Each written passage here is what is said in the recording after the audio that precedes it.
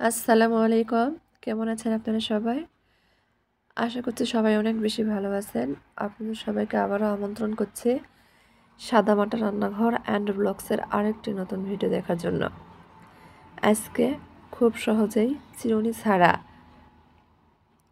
দুধ পাকন পিঠা বা শামুক পিঠা তৈরি করে দেখাবো। তো চলেন দেখি কথা না বাড়িয়ে কিভাবে এই দুধ পাকন পিঠাটা তৈরি করেছি তার পুরো প্রস্তুত প্রণালী আপনাদের মাঝে শেয়ার করি। প্রথমে পিঠার জন্য ডো তৈরি করে নিব। এখানে চুলার উপর কড়া বসিয়ে দিয়েছি। চায়ের কাপে মেপে 2 কাপ পানি দিয়ে দিব। পানির মধ্যে সামান্য পরিমাণ লবণ, 3 টেবিল চামচ চিনি দিয়ে দিব। অপেক্ষা করব পানির মধ্যে বলক আসা পর্যন্ত। পানির মধ্যে বলক চলে আসলে এখানে চায়ের কাপে মেপেই 2 কাপ আটা দিয়ে দিব। চাইলে ময়দাও দেওয়া যাবে। ময়দা দিয়েও পিঠাটা তৈরি করা যাবে। খুব ভালোভাবে নেড়েচেড়ে মিশিয়ে ডো তৈরি করে নেব। নর্মালি আমরা যেভাবে রুটির ডো তৈরি করি ঠিক ওইভাবে ডো তৈরি করে নেব। ডো তৈরি করা হয়ে গেছে, একটা প্লেটে উঠে নেব। আর একটু ঠান্ডা হলে হাত দিয়ে খুব ভালোভাবে মথে নেব। অবশ্যই এই পিঠা তৈরি করার ক্ষেত্রে মথে নিতে হবে। কিছুক্ষণ মথে নেওয়া হলে এখানে একটা ডিম ফেটিয়ে নিয়েছিলাম, সেই ডিমটা অল্প অল্প করে দিয়ে ডোটা আরও খুব ভালোভাবে মথে নিব। ডিমটা আমি একবারে দেব না, অল্প অল্প করে দিয়ে মথে নিতে হবে। নরম ডো তৈরি করে নিতে হবে। আমি যে পরিমাণ ডো তৈরি করেছি এখানে আমার একটা ডিম পুরোটাই লেগেছে।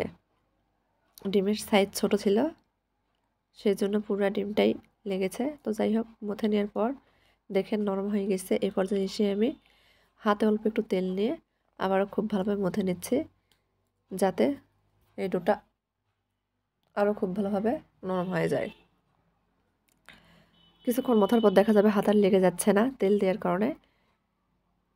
দেখেন ডোটা একেবারে সমান করে আমি মথে নিয়েছি, একেবারে নরম। এখন হাত পরিষ্কার করে এসে হাতে একটু তেল মেখে নিয়ে আমি পিঠাগুলো তৈরি করে নেব। ডো থেকে অল্প একটু ডো হাতে নিয়ে প্রথমে 2 হাতের তালু দিয়ে গোল করে নিচ্ছি, পরে একটু লম্বা করে নিচ্ছে। এভাবে আমি কিছুটা ডো গোল করে লম্বা করে নেব। কয়েকটা করে নিয়ে আপনাদের পিঠা তৈরি করে দেখাচ্ছি।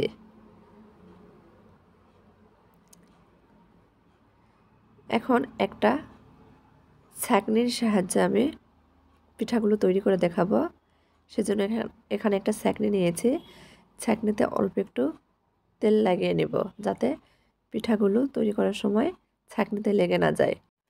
এখন সেই লম্বা বলগুলো ছাঁকনির উপর দিয়ে আঙ্গুল দিয়ে একটু চেপে চেপে দিচ্ছি, মানে একটু ছড়িয়ে দিচ্ছি। ছড়িয়ে দেওয়া হলে এক পাশ থেকে আঙুলের সাহায্যে উঠিয়ে নেব। উঠিয়ে নিলে এভাবে একটি শামুক পিঠা বা দুধ পাকন পিঠা তৈরি হয়ে যাবে। আপনাদের সুবিধার জন্য আমি আরও কয়েকটা পিঠা তৈরি করে দেখাচ্ছি। এটা বলে বোঝানোর কিছু নেই, ভিডিও দেখেই বুঝে নিতে হবে। আর খুব সহজ, যে কেউ একবার দেখেই তৈরি করতে পারবেন। আমি এভাবে সবগুলো পিঠা তৈরি করে নেব।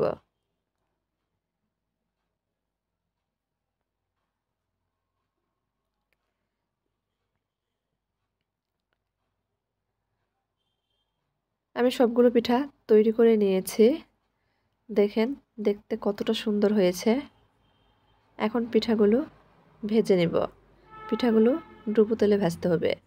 চুলার উপর ফ্রাই প্যান বসিয়ে দিয়েছি। ফ্রাই প্যানে আমি আগে থেকে তেল গরম বসিয়ে দিয়েছিলাম, তবে তেলটা খুব বেশি গরম করিনি। হালকা গরম হয়ে আসলে একটা একটা করে পিঠাগুলো ছেড়ে দিব। চুলার আঁচটা মিডিয়ামের চেয়ে একটু কম রেখেছি। কিছুক্ষণ সময় নিয়ে উল্টে পাল্টে পিঠাগুলো ভেজে নেব। তবে একেবারে মুচমুচে করে পিঠাগুলো ভাজবো না।